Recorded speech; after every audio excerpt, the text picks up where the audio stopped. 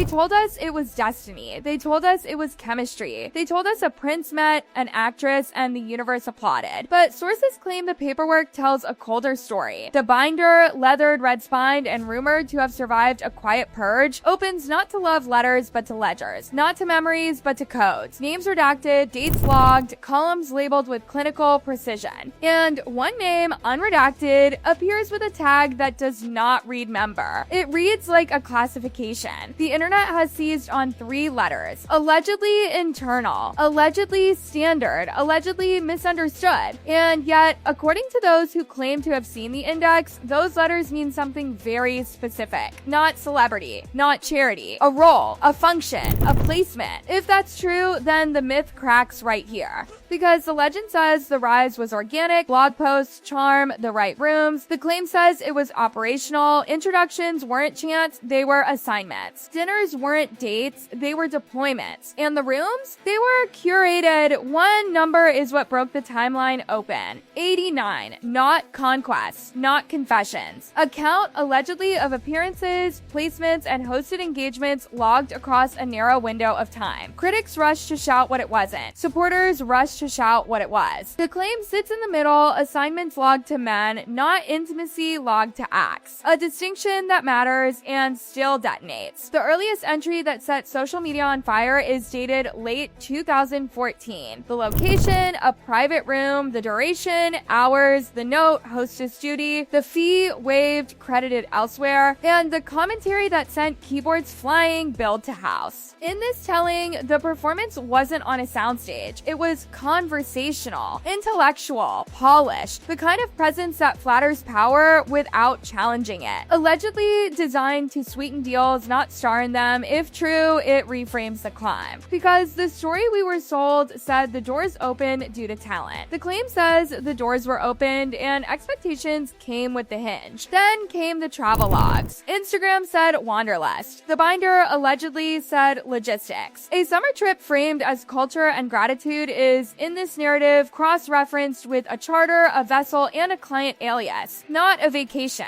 A deployment. The payment line doesn't land where you'd expect. Not to a club, not to a studio, but to a shell name that, according to critics, raises eyebrows precisely because it looks ordinary. $40,000 for a weekend doesn't buy postcards. That kind of figure buys discretion. And this is where the questions turn from gossip to gravity. If money flowed from sanctioned corners, allegedly, what does that mean for vetting? For oversight? For the timeline that insists everything began later? The claim escalates. A yacht, a dinner, a manifest. The role described in euphemism.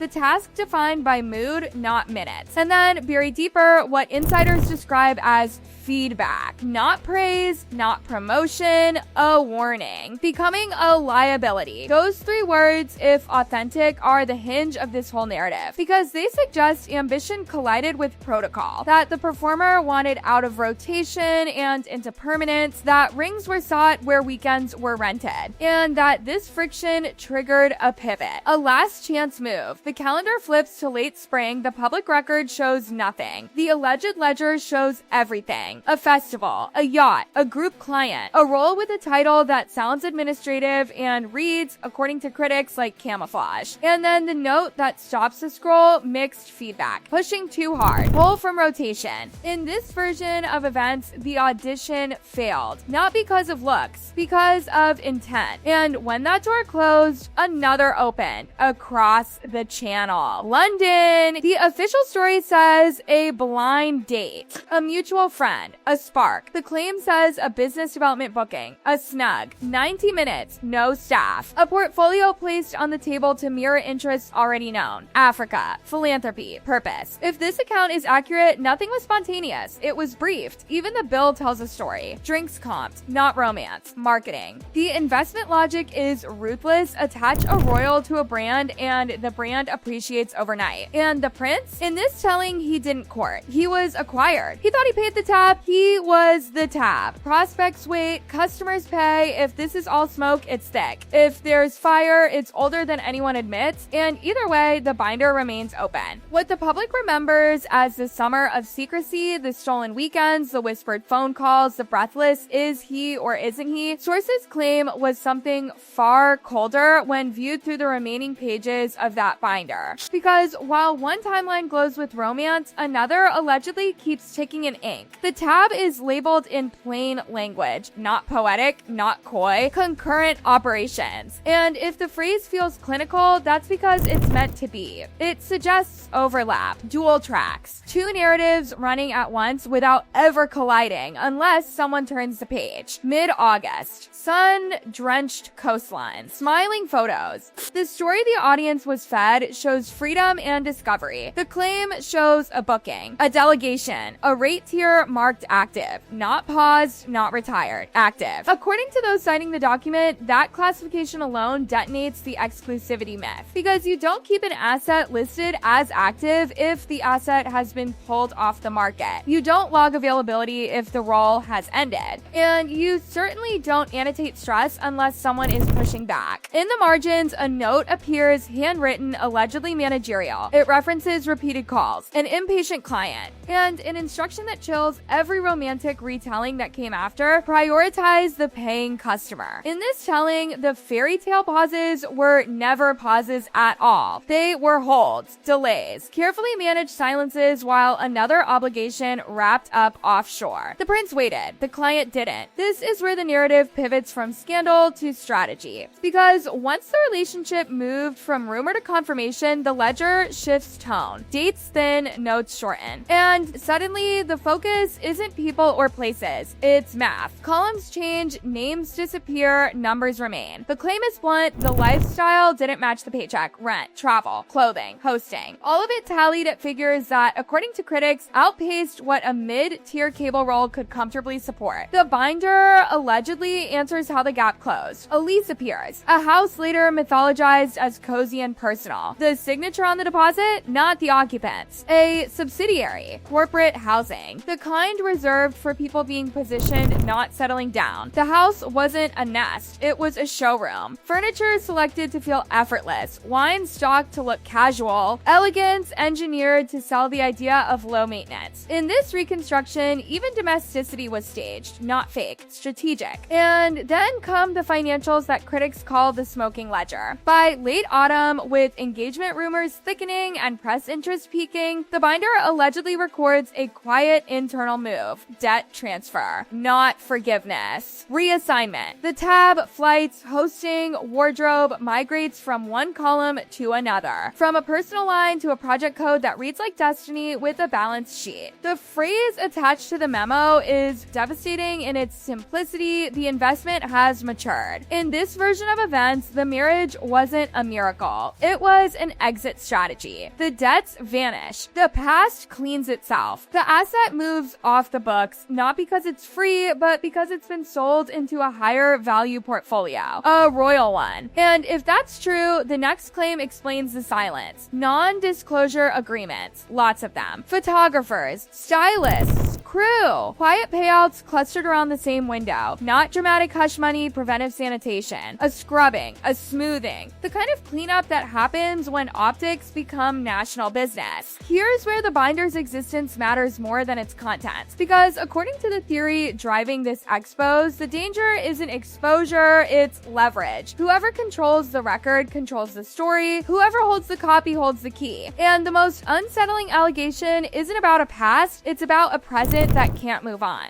Why certain figures remain close. Why certain relationships never fracture. Why loyalty persists long after usefulness should have expired. In this telling, freedom is an illusion. Independence is performative. And the smiling appearances mask a reality where history sits quietly in a drawer waiting. The final page doesn't accuse, it calculates. 89 logged placements. One final acquisition. A write-off. A coronation of branding. And a prince who believed he was rescuing someone from the system, only to discover far too late that he'd been folded into it. If this is fiction, it's precise. If it's exaggeration, it's discipline. And if there's truth buried anywhere in these claims, it explains something the fairy tale never could. The speed, the certainty, the absolute confidence with which the story was rolled out, fully formed, tightly guarded, and aggressively defended. Because narratives built on coincidence wobble. Narratives built on planning don't.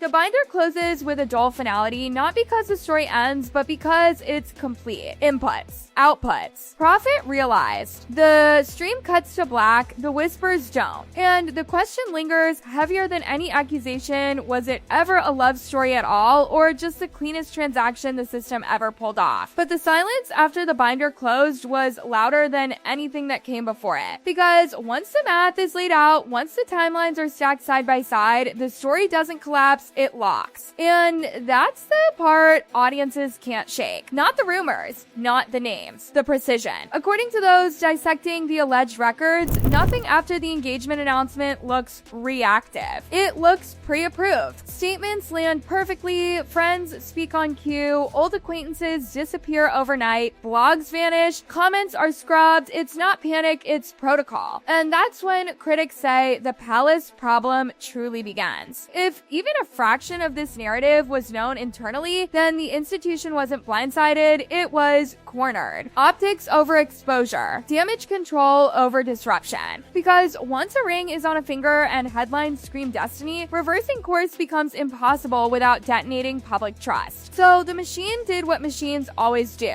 It absorbed the liability. Rebranding followed immediately. Activism, victimhood, moral authority. A complete inversion of the past wrapped in language that dared anyone to challenge it. Questioning became cruelty. Curiosity became bigotry. Skepticism became persecution. And it worked for a while. But here's the detail that keeps resurfacing among those studying the claims. Dependency. Not emotional, structural. Old alliances never severed. Certain figures always nearby. Certain introductions still routed through the same hands. Because if the binder exists, even as rumor, it represents an unbreakable tether. You don't escape a system by marrying into a bigger one. You just change who holds the receipt. This is why critics argue the public reinvention never fully lands. The speeches sound rehearsed. The grievances feel circular. The independence looks staged. Because autonomy requires a clean past, and the story insists the past was never cleared, only shelved. And what about the prince? In this reconstruction, he isn't villain or victim. He's a variable. A man raised inside a framework that taught him symbols mattered more than substance. He believed love could overwrite logistics, that sincerity could outrun strategy. But sincerity doesn't stand a chance against preparation. The tragedy, if that's the word, isn't betrayal, it's miscalculation. He thought he was choosing a partner. The claim says he was chosen as a solution. And once that solution locked in, everything else followed naturally. The isolation, the scorched earth departures, the endless war with narratives, not to free themselves, but to keep anyone from digging backward. Because the past, if revisited, wouldn't just embarrass, it would recontextualize